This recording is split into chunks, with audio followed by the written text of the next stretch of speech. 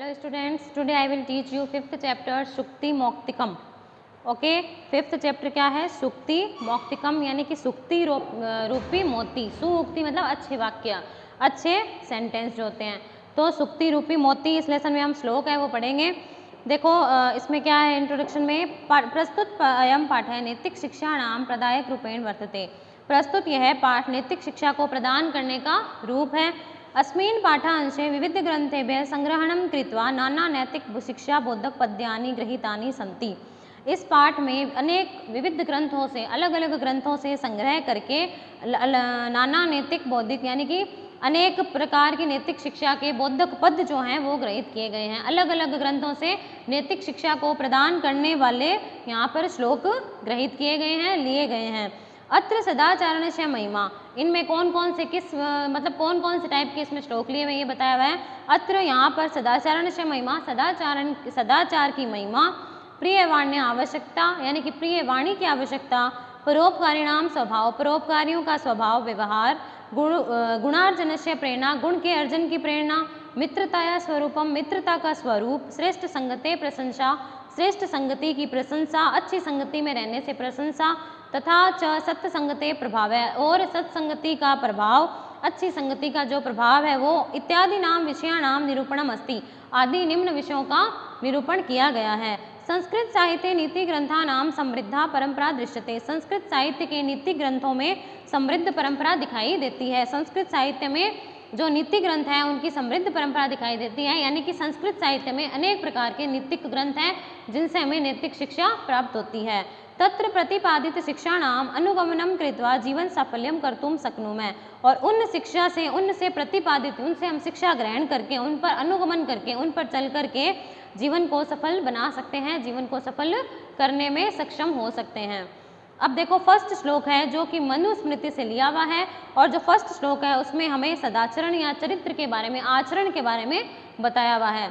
देखो, वृत्तम यत्नेन संरक्षित वित्तमेति च याति च अक्षिणो वित्ततः क्षीणो वृत्तस्तु हतो हतः. वृत्तम मीन्स होता है आचरण, चरित्र, यत्नेन यानी प्रयत्न पूर्वक, संरक्षित रक्षा करनी चाहिए, संरक्षणा करनी चाहिए, संरक्षण करना चाहिए.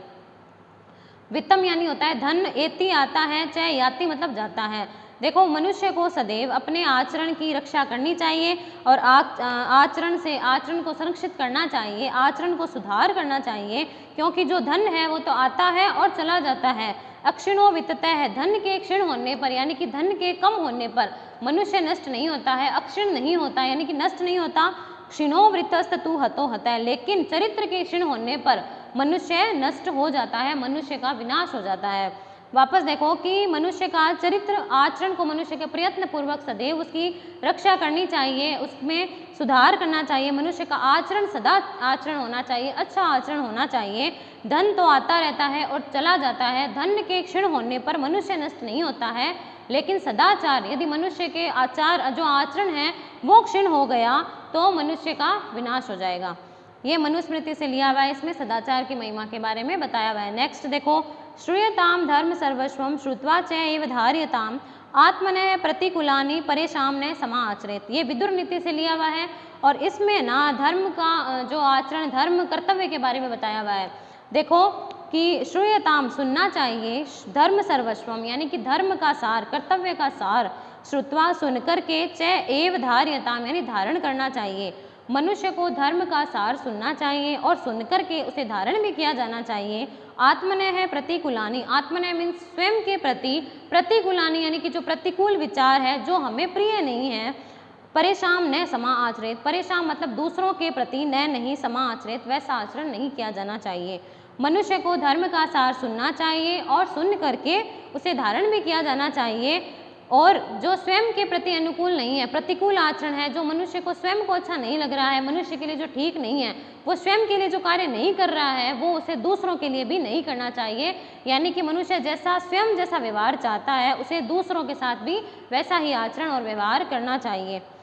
ओके, नेक्स्ट देखो, प्रिय वाक्य प्रदानेन सर्वे तुष्यन्ति जन्तवः तस्माद् तदेव वक्तव्यम वचने का दरिद्रता. अब ये चाणक्य नीति से लिया हुआ है और इसमें बताया हुआ है कि मनुष्य को सदैव प्रिय बोलना चाहिए, कभी भी कड़वे वचन नहीं बोलना चाहिए.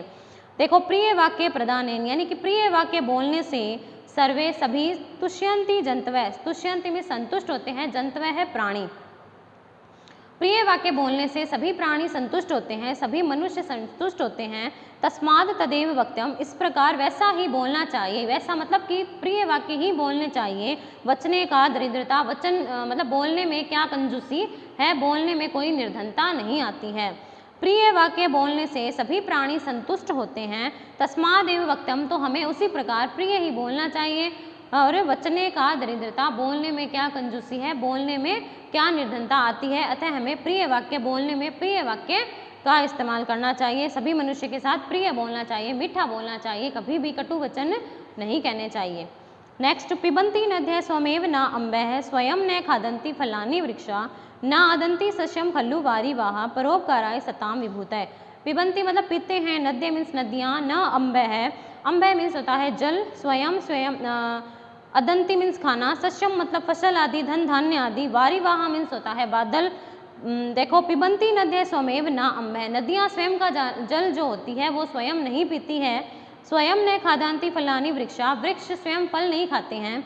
नादंती सस्यम खल्लु वारिवाह, और निश्चय ही जो बादल होते हैं वो स्वयं जो फसल है उसको नहीं खाते हैं। बादलों से जब वर्षा होती है तभी तो फसल है जो आगे बढ़ती है, फसल उगती है उससे, तो जो बादल है वो वर्षा करते हैं लेकिन वो फसल को खाते नहीं हैं। इसी प्रकार परोपकाराय सताम विभूतः, सताम सताम मतलब सज्जनों की, विभूतः संपत्तियाँ, परोपकाराय परोपकार के लिए है। उसी प्रकार सज्जनों की संपत्तियाँ भी परोपकार के लिए ही है। देखो, नदियाँ स्वयं पानी नहीं पीती हैं, फल स्वयं वृक्ष जो है वो स्वयं फल नहीं खाते हैं, बादल स्वयं धन धान्य को नहीं खाते, फसल धान्य आदि को, धान आदि को नहीं खाते हैं। उसी प्रकार सज्जनों की संपत्तियां भी परोपकार के लिए ही होती हैं। ये सुभाषित रत्न भंडार नामक एक ग्रंथ है, उससे लिया हुआ है। नेक्स्ट, मृक्ष कटिकम से लिया हुआ है और गुणों के बारे में, गुण अर्जन के बारे में बताया हुआ है। गुणेश्व ही कर्तव्य प्रयत्न पुरुषे सदा गुणयुक्तो दरिद्रो अपि न ईश्वरे अगुणे समय है। देखो, गुणेश्व यानी कि मनुष्य, पुरुष यानी मनुष्य को सदा सदैव, गुणेश्वेव यानी कि गुणों को प्राप्त करने के लिए कर्तव्य प्रयत्न है, हमेशा प्रयास करना चाहिए। मनुष्य को सदैव गुणों को प्राप्त करने के लिए प्रयास करना चाहिए। गुणयुक्तो दरिद्रो अपि, गुण युक्त होने पर, और निर्धन, जो निर्धन है और गुण से युक्त है वह मनुष्य, ईश्वरे यानी कि धनवान, अगुणे यानी कि गुणों से हीन यानी कि जिसमें कोई गुण नहीं है, अगुणी व्यक्ति है, निर्गुणी है, तो उससे श्रेष्ठ होता है। वापस देखेंगे एक बार, मनुष्य को सदैव गुणों को अर्जन करने के लिए, गुणों को प्राप्त करने के लिए सदैव प्रयत्न करना चाहिए, क्योंकि जो गुणयुक्त दरिद्र जो व्यक्ति होता है, गुणयुक्त दरिद्र व्यक्ति गुणहीन धनवान से भी श्रेष्ठ होता है। यानी कि जो दरिद्र है लेकिन वो गुण युक्त है तो वो मनुष्य श्रेष्ठ बताया जाता है। किससे? जो धनवान है लेकिन वो निर्गुण है। तो दरिद्र होने पर गुण से युक्त मनुष्य धनवान और निर्गुणी व्यक्ति से श्रेष्ठ होता है। नेक्स्ट, नीति शतकम से लिया हुआ है और इसमें सज्जन और दुर्जन की मित्रता के बारे में बताया हुआ है कि सज्जनों की और दुर्जनों की मित्रता कैसी होती है। आरंभ गुरुवी क्षयणे क्रमेण लघ्वी पुरा वृद्धिमती च पश्चात दिनस्य पूर्वार्ध परवार्ध भिन्ना छाएव मैत्री खल सज्जना नाम। खल सज्जना नाम, खल मतलब दुर्जन, दुर्जन नीचे वाली लाइन से इसमें स्टार्ट होगा कि दुर्जनों की और सज्जनों की जो मैत्री मित्रता है, छाएव छाया के समान, दिन की, दिनश्य दिन की, पूर्वार्ध परार्ध, पूर्वार्ध मतलब दोपहर के पूर्व का समय और परार्ध मतलब होता है दोपहर के बाद का समय। तो सज्जनों की, नीचे वाली दोनों लाइनों का देखेंगे पहले कि दुर्जनों की और सज्जनों की मित्रता दिन की छाया के समान, दिन के पूर्वार्ध और परार्ध की छाया के समान होती है। दुर्जनों की और सज्जनों की मित्रता दिन के पूर्वार्ध और परार्ध की छाया के समान भिन्ना यानी कि अलग अलग होती है। अब देखो दुर्जनों की मित्रता कैसी होती है, वो फर्स्ट लाइन में है, आरंभ गुरुवी क्षयणे क्रमेण। दुर्जनों की मित्रता आरंभ में गुरुवी यानी लंबी, जो दुर्जनों की मित्रता होती है वो आरंभ में लंबी होती है, क्षयणी और क्षीण होने क्रमेण, क्रम से क्षीण होती जाती है यानी कम होती जाती है। जो दोपहर से पूर्व जो है वो हमारी जो छाया है जब हम देखेंगे तो वो हमें पहले लंबी दिखाई देगी और जैसे जैसे सूरज ढलता जाएगा, जैसे जैसे वो छाया कम होती जाएगी। तो दुर्जनों की मित्रता ऐसी होती है कि वो आरंभ में तो लंबी होती है और बाद में वो कम होती जाती है, यानी पहले दुर्जन अपने स्वार्थ के लिए मित्रता को बढ़ाते हैं और अपना स्वार्थ सिद्ध होने पर उसको खत्म कर देते हैं। और इसके विपरीत जो है वो सज्जनों की मित्रता लघवी पुरा वृद्धिमती च पश्चात। और सज्जनों की जो मित्रता है वो प्रारंभ में लघवी यानी छोटी होती है, पुरा यानी पहले छोटी होती है और वृद्धिमती च और आगे जाके बढ़ती जाती है।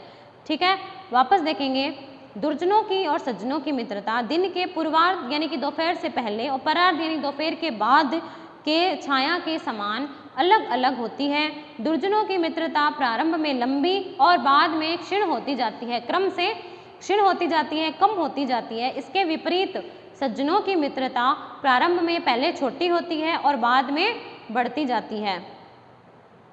नेक्स्ट भामिनी विलास से लिया हुआ श्लोक है और इसमें जो है वो उत्तम पुरुष के बारे में बताया हुआ है कि उत्तम पुरुष का क्या महत्व है। यत्रापि कुत्रापि गता भवेयु हंसा महीमंडल मंडनाय हानिस्ति तेषाम सरोवरणाम येषाम मराले सह विप्रयोग है। देखो इसमें दिया हुआ है कि हंसा यानी कि हंस, महीमंडल मंडनाय यानी कि पृथ्वी की शोभा को बढ़ाने वाले, पृथ्वी की शोभा को बढ़ाने वाले हंस, यत्रापि कुत्रापि यानी कि जहाँ कहीं भी गता भवेयु चले गए हों। ठीक है, पृथ्वी की शोभा को बढ़ाने वाले हंस जहाँ कहीं भी चले गए हों, हानिस्तु तेषाम सरोवराणाम, हानि तो उन सरोवरों की होती है, उन तालाबों की होती है। ये शाम मराले सह, मराले मतलब भी क्या होता है, हंस के साथ, जिनका उन हंस के साथ बिछुड़ाव हो गया है, यानी कि हंस दूसरी जगह जाने से वो तालाब खाली हो गए हैं, उनकी शोभा कम हो गई है, लेकिन जो हंस जहाँ पर जाएंगे तो वो दूसरे तालाब की शोभा बढ़ाएंगे। इसमें हंस के उदाहरण के माध्यम से हमें उत्तम पुरुष का इसमें बताया हुआ है कि हंस है वो पृथ्वी की शोभा को बढ़ाने वाले, जहाँ कहीं भी चले जाए गए हों, लेकिन हानि हंस की नहीं है, हानि तो उन तालाब की है जहाँ से उनका हंसों के साथ से बिछुड़ाव हो गया है, अलगाव हो गया है, विप्रयोग यानी बिछुड़ाव हो गया है। तो इसका मतलब ये है कि उत्तम पुरुष जहाँ पर रहते हैं वहाँ पर सभी धर्म कर्तव्य आदि निभाए जाते हैं उनके द्वारा, लेकिन जहाँ उत्तम पुरुष जहाँ से चले जाते हैं तो वो दूसरी जगह जाके जरूर सुशोभित होते हैं, लेकिन जहाँ से वो चले गए हैं उस स्थान का नुकसान होता है। नेक्स्ट हितोपदेश से लिया हुआ है, इसमें गुणी और निर्गुणी के बारे में बताया हुआ है। गुणा गुणगेशु गुणा भवंती, गुण गुणी के पास रहते हैं, गुणा मीन्स गुणा गुणगेशु यानी कि गुणी व्यक्ति गुणा भवंती, गुण जो है वो गुणी व्यक्ति के पास गुणों के रूप में रहते हैं। ते निर्गुणम प्राप्य भवंती दोषा, और वही गुण निर्गुणी को प्राप्त होने पर वे दोष में बदल जाते हैं। गुण गुणी व्यक्ति के पास गुणों के रूप में रहते हैं, लेकिन वही गुण जब निर्गुण के पास जाते हैं तो वे दोष में परिवर्तित हो जाते हैं। ठीक जैसे जिस प्रकार आस्वाद्य तोया प्रवंती नद्य, जिस प्रकार नदियाँ स्वादिष्ट जल वाली बहती हैं, आस्वाद्य तोया मतलब स्वादिष्ट जल वाली, प्रवंती बहती हैं, समुद्रम आसाध्य समुद्र में पहुंचकर भवंती अपेया, और उनका जल पीने योग्य नहीं रहता है, अपेय हो जाता है। गुण गुणी व्यक्ति के पास गुणों के रूप में रहते हैं और वही गुण निर्गुण के पास पहुंच करके दोष में परिवर्तित हो जाते हैं। जिस प्रकार नदियाँ स्वादिष्ट जल वाली प्रवाहित होती हैं, लेकिन समुद्र में पहुंच करके उनका जल पीने योग्य नहीं रहता है, उनका जल भी खारा हो जाता है। इस प्रकार गुण और निर्गुण गुण की इसमें महत्व, गुण का महत्व बताया हुआ है कि गुण भी जो है वो गुणी व्यक्ति के पास गुणों के रूप में है, लेकिन जो मनुष्य निर्गुणी के पास वो जा करके और दोष के रूप में परिवर्तित हो जाते हैं। ओके स्टूडेंट्स, ये यहाँ पर चैप्टर कंप्लीट हो गया। इस लेसन का हिंदी अनुवाद है, जो श्लोक के हिंदी अनुवाद आपको नोटबुक में लिखने हैं, उसका PDF आपको सेंड किया जाएगा। और पहले आप इसके हिंदी अनुवाद लिखने से पहले आप इसके वर्ड मीनिंग है वो नोटबुक में करेंगे।